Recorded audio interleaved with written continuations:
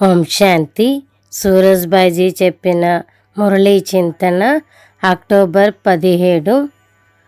ఓం శాంతి. ఈ రోజుటి నుండి నవరాత్రి మొదలవుతుంది కాబట్టి మీ అందరికీ కూడా చాలా చాలా శుభాకాంక్షలు.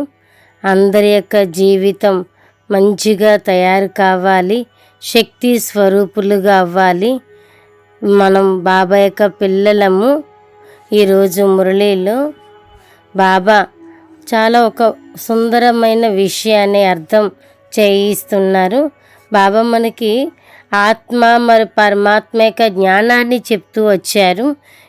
ఈరోజు కూడా బాబా అంటున్నారు, పదే పదే చెప్తున్నారు, నేను మీకు నావికుణ్ణి ఉన్నాను మరియు తోటమాలిని ఉన్నాను అంటారు కదా.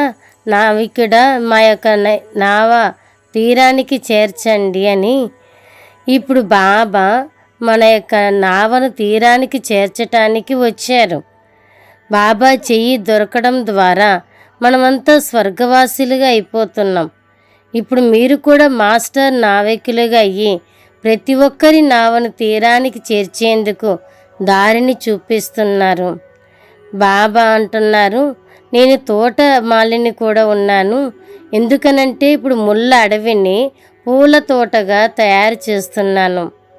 బాబా మరలా చెప్తున్నారు, నేను ఈ బ్రహ్మ తనువులో వచ్చాను, నేను జ్ఞాన సాగర్ని ఉన్నాను. నేను మొత్తం సృష్టి యొక్క ఆది మధ్య అంతం యొక్క జ్ఞానాన్ని మీకు వినిపించి మిమ్మల్ని స్వదర్శన చక్రధారిగా తయారు చేస్తున్నాను. మీరందరూ కూడా సతో ప్రధానంగా శక్తిశాలిగా ఉండేవారు. ఎంత శక్తిశాలిగా ఉండేవారు అంటే అక్కడ దుఃఖం అనే మాటే లేదు, ఎవరైనా చనిపోయారు అన్న మాటే లేదు. అంత బాగుండేది. సత్సంగం యొక్క అవసరం కూడా లేదు. ఎప్పుడైతే మీరు సత్యమైన బాబాతో కలుస్తూ ఉంటారో పావనంగా ఉన్నారు. బాబా రోజు చెప్తున్నారు, పిల్లలు మీరెవ్వరికీ దుఃఖాన్ని ఇవ్వకండి. సత్యయుగంలో అక్కడ ఇలాంటి విషయాలే ఉండవు. అక్కడంతా పావనంగా సుఖ సంతోషాలతో ఉంటారు. బాబా మనల్ని పావనంగా చేస్తున్నారు. పిల్లలు, ఒకటి, మీరు పతిత పావన గాడ్లీ స్టూడెంట్ ఉన్నారు. స్వయంగా పతిత పావనుడు భగవంతుడు మనకి టీచర్గా చదివిస్తున్నారు, జ్ఞానాన్నిచ్చి పావనంగా చేస్తున్నారు. మనం ఇప్పుడు ఈ విషయాన్ని గుర్తుంచుకోవాలి. అతడు మనకి నావికుడిగా ఉన్నారు, మన చెయ్యి పట్టుకున్నారు, బాబా యొక్క పరిచయాన్ని ఇచ్చారు. మరి మనం కూడా అందరి యొక్క నావను తీరానికి తీసుకెళ్ళేటువంటి మాస్టర్ నావికులుగా కావాలి. బాబా దగ్గర చాలా శక్తి ఉన్నది. జ్ఞానము, శాంతి, సర్వగుణాల సాగరుడు ఆయన. అతనికి దేహం అనేదే లేదు. అతడు ఫరిస్తా ఆకారం కూడా లేదు. కానీ మనుషులు ఏమనుకున్నారు, అతడు నామరూపాలకు అతీతుడు, నామరూపాలు ఉన్నాయని భావిస్తూ వచ్చారు. కానీ బాబా అంటున్నారు, నేను నామరూపాలకి అతీతుని ఉన్నాను, నాకు అసలు దేహమే లేదు, నేను నామరూపాలకి అతీతుణ్ణి ఉన్నాను, అసలు నిరాకారుణ్ణి ఉన్నాను, నాకంటూ ఏ శరీరం లేదు. బాబా మనకి చాలా సుందరమైన విషయాన్ని అర్థం చేయిస్తున్నారు.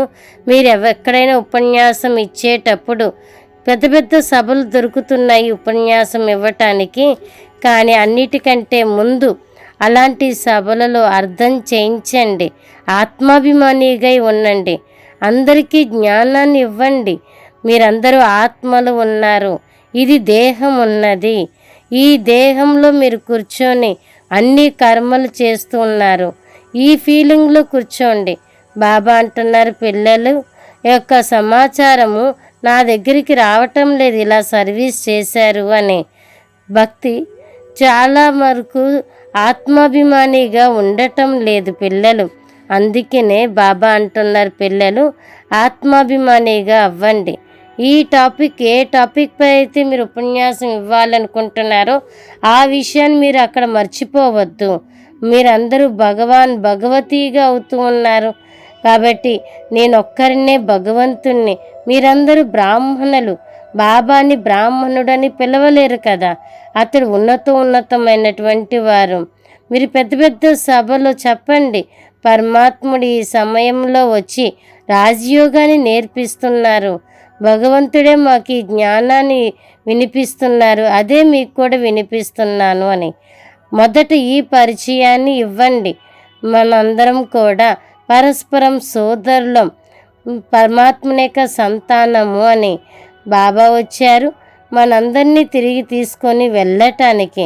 మనస వాచ కర్మణ ఎవరికీ దుఃఖాన్ని ఇవ్వకూడదు.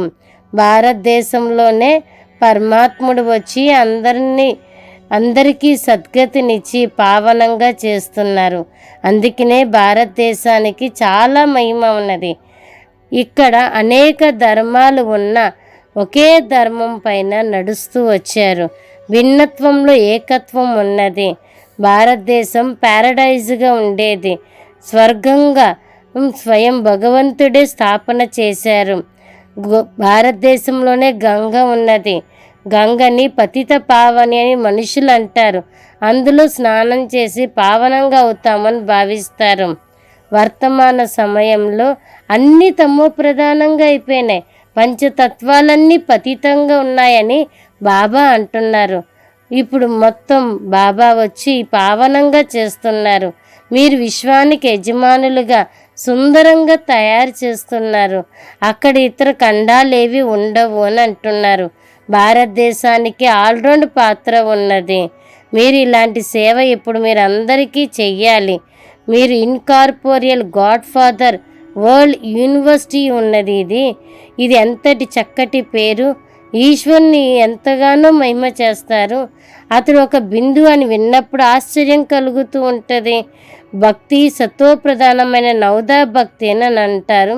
భక్తి మార్గంలో నవవిధ భక్తి చేసేవారి భక్తి సత్వప్రధానంగా ఉండేది. వారు ఎంతో తీవ్రంగా భక్తి చేశారు. వరదానం ఉన్నది. మరజీవ జన్మ స్మృతి ద్వారా సర్వ కర్మ బంధనాలను సమాప్తం చేసే కర్మయోగి భవ. ఈ దేహంలో బాబా శక్తిని నింపుతూ ఉన్నారు. నేను ఆత్మను, ఈ శరీరాన్ని ఆసనంగా తీసుకున్నాను. ఇది మరజీవ స్థితి ఉన్నది. ఈ స్థితిలో ఉన్నప్పుడే అన్ని కర్మ బంధనాలు సమాప్తమయ్యి కర్మయోగిగా అవుతారు. బాబా అంటున్నారు, ఈ శరీరం నేను ఇచ్చినదని భావించండి. అలా అనుకొని కర్మలు చేస్తూ ఉండండి. స్లోగన్ ఉన్నది, సమయం యొక్క సమీపతకు పునాది బేహద్ వైరాగ్య వృత్తి. సమయం యొక్క సమీపత యొక్క స్వరూపం ఇప్పుడు గుర్తు తెచ్చుకోండి. ఈ రోజంతా కూడా మనం ఇదే అభ్యాసం చేద్దాము. నేను పరమ పవిత్ర ఆత్మను, స్వయంగా పతిత పావనిని ఉన్నాను, పావనంగా చేసేవారిని. స్వయం పరమాత్ముడు పవిత్రతా సాగరుడు బాబా నుండి కిరణాలను తీసుకొని పతిత పావని యొక్క స్టేజ్లో ఉంటున్నాను. అచ్చా, ఓం శాంతి.